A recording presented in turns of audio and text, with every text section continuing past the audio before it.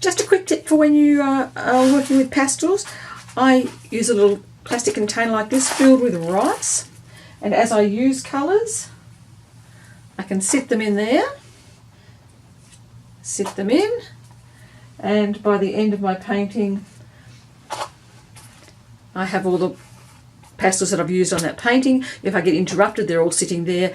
And then when I want to clean them at the end, I just put the lid back on, like so, and give it a good shake, and the rice will rub, and the friction from the rice rubbing all over those pastels will clean them up for me. Take the lid off, pop them back in their trays. Voila, clean pastels. You can use that little tip with rice or quinoa or any of those grainy sort of,